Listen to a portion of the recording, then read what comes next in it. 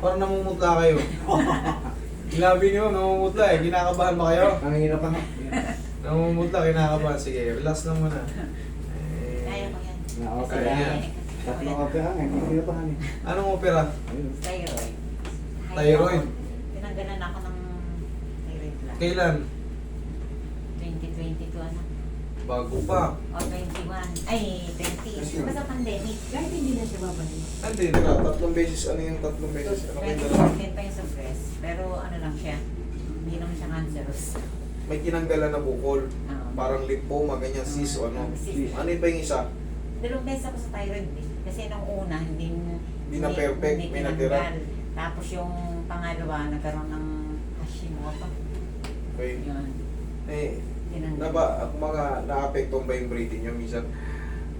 Noong meron akong ano, ngayon naman Hindi, yung malis na. maalis na, ayos naman ako. Okay. Pag ginanyan ko, hindi na kayo nasasaktan? Hindi naman. Sure kayo? Kasi chinek naman yan bago ako inaano ko. At saka may regular na check-up sa endo. Oo. Kasi kailangan i-maintain yan. Alam nyo kung bakit. Hindi porkit yung iba nga 5 years na eh. But 10 years eh. Nag-aano pa eh. Yung bukol biglang yun na naman. Meron na namang ibang Balik na. Kaya nga bukol. lang eh, una kong opera 1991. Umulit nitong pandemic. Yes, alam nyo kung bakit ko double check kasi magta-traction tayo eh. Pero ngayon, so hindi pa ako sure, bago-bago pa eh, 2 years pa lang, dadayain ko na lang, hawakan ko na lang dito nyo. Hindi, kasi nilalagyan ko yan ng ano, ako nang bahala, kaya ko namang iyan yan. Kumbaga siyempre, magkakaroon lang ng bagong treatment, pag meron kayo mga opera, kaya madalas kong tinatanong yan. Siyempre, baka mag-react. Katulad niyan, dati na pala, meron na namang bumukol. E di, opera ulit. Kasi yan, baka pag nairita, dito siya, baka mamaya, dito naman. Siyempre, ano yan, air passage siya, kaya tinatanong ko kung nahihirapan siya huminga. Kasi baka maaaring ano na naman. Meron din palang opera si ma'am, another bukol sa breast. Siyempre, Pero ang masakit sa tagaliyan. ito talaga. Tsaka ito, kasi ito, napukod ko dati yan. Hindi ko naman. Sige.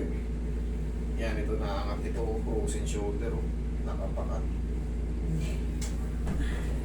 Sige. 4 na buwan na to. Kahit pera niya. Ha? Pwede na ako yung kanagpinto po. 4 na buwan. O yan, namula na yung labi niya. Kanina, putlang-putla yung ibabaw nung ano. Sabi ko nga, hindi ako nangyayari sa opera. Yung labi niya kanina, pagpasok, parang inano sa suka Kasi eh. sa opera, wala kang nararamdaman kahit gising ako. Ito, alam ko masakit.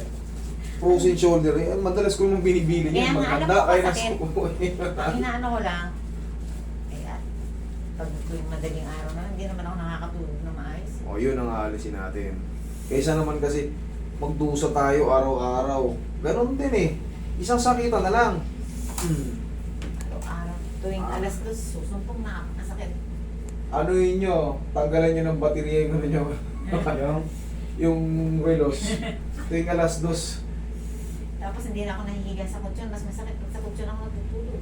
Mamaya kahit saan na kayo humiga. Ayos na yan. Sa lapag na lang ako natutulog, sila nasa kutsyon, ako nasa lapag. Hindi, mamaya ayos na yan.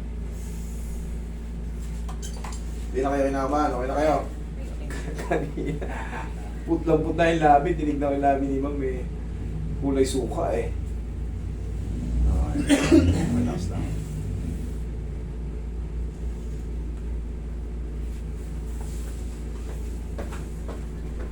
Hindi ko na kayo traction pero gaganunin ko kay Mami yan pag nakadapa kayo. Doon na lang tayo sa safe. Pwede naman yun eh. Tapos massage muna natin. Medyo pagandaan natin. Medyo baka mahina ang pain toleration ni Mami. Palambutin ko muna yung mga muscles, mga ligaments niya na tight. Tapos muna ng pagmamahal.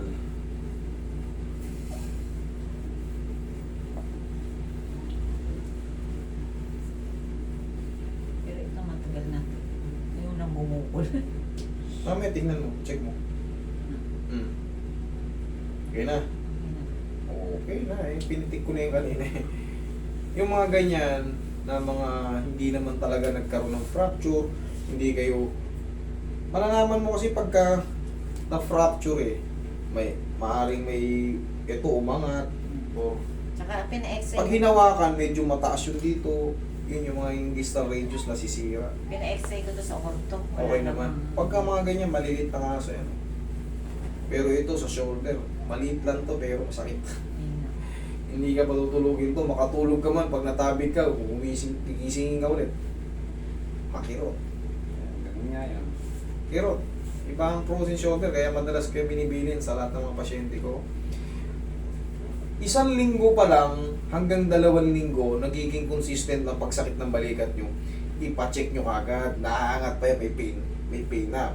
Pero, kailangan ipaayos yun yan kasi pag tumaga, katulad ni ma'am, umabot na 4 na buwan, nakapag-ipon na ng pamamagay sa loob, hindi mo na maangat ngayon yan. Ganon ang ibig ko sabihin kasi yung iba, mababa yung pain toleration, masakitin, kumbaga, konting aray. Yung iba naman, tinaga na, wala lang. Yung iba, lang, tusok lang ng karay, minihimatay pa, di ba? Iba-iba tayo eh. Yung gumalaw na, maraming salamat. Tapa, malaking yun, malaking points yun, basta marinig natin. Pero kailangan yung tissue yan, araw-araw yung ganyan. Isahan na lang. Ngayon na lang, di ba? Mas mamaya, mahihiga nyo na yan sa kutsyon. Ayaw hindi ako ni si mami umihiga sa kutsyon, mas lalo masakit eh. Ito, mas malambot to kumpara ron sa papag. Okay, lambutan mo lang. Sige, hayaan mo lang muna masaktan ka. Ilang segundo lang naman yan eh. Kailangan nyo lang ma-overcome yung atake ko eh. Relax lang. Okay. Sige, lambutan mo lang. Last na. Sige, lambutan mo lang. Hindi na natin tatractionin, ganito na lang shortcut nyo. Huwag mo lalabanan namin.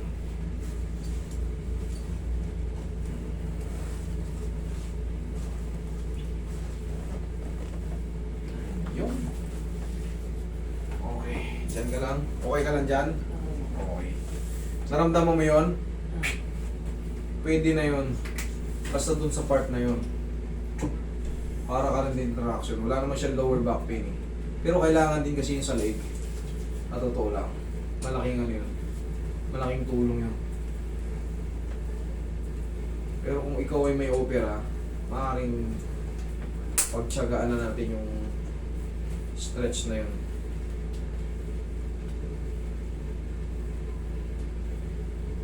Pero sana hindi na umulit. Another gastos na naman yung pagkaan. Uulit lang naman yan pag nairita yung mga na yun. Kasi may tutubo ulit, mamamaga. Yun na naman. Kaya iiwasan natin.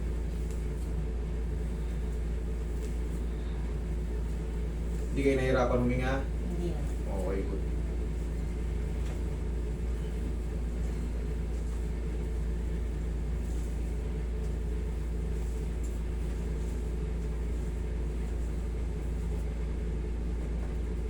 Okay, upo kayo.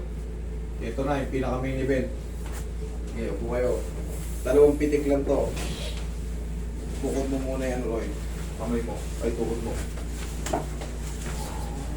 Sige, lamputan mo lang. Kaya mo yan. Oh, wait lang. Roy, kalimutan ka rin, Roy. Sige, inhale, exhale ka muna. Hindi ka nahihilo. Kaya. Okay.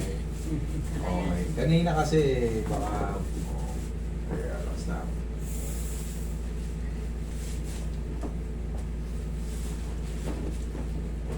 Last one.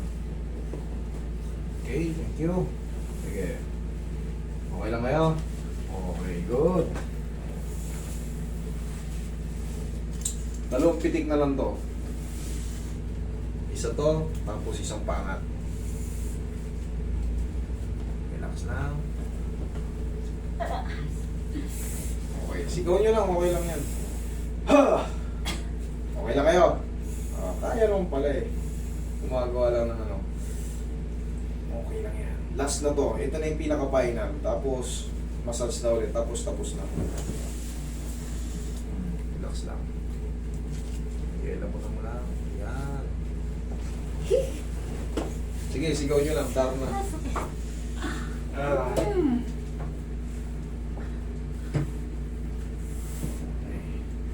30 seconds lang naman yan. Tapos, okay na. Tapos mamaya, mahihigaan nyo na yan. Pwede na nating tabikin. Yun lang naman ang... Yung mga palagi nanonood sa akin, kabisado nyo na to. Talagang sa unang atake. Mas maganda yan i-express nyo. Aray! Ganon nyo. Mas maganda yan. Mas maganda yung... Para hindi kayo mahilo, hindi kayo mahimatay. Kailangan yan. Aray! Ganon. Pero saglit lang naman yan kasi unti-unti yan. Hindi yan kaya... Hindi yan yung parang talagang napilay ka. Yung dire-diretso. Aray! Habang tumatagal, pasakit na pasakit. Hindi. Ito, habang tumatagal, habang lumilipas yung mga segundo, gaya nga 30 seconds, kumu-cool down na siya. Sa unang atake lang talaga yung masakit. Okay? Kasi magagalaw yung pagkapakat dun sa glenoid labrum natin sa loob.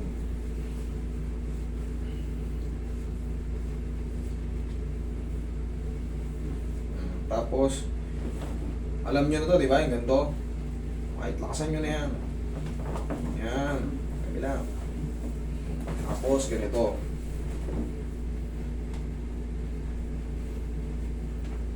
Okay lang naman, kaya naman. Pag nilakasan ko, kaya. Sige nga, diinan nyo nga, tignan nyo, makakatulog na kayo sa kama. Para makalipat na kayo. Okay na. Okay. Sige, upo kayo. Masahin pa natin ng konti. Kasi, hindi kasi ito pwedeng biglayin. Sa mga bagong viewers, baka meron din kayong mga ganito.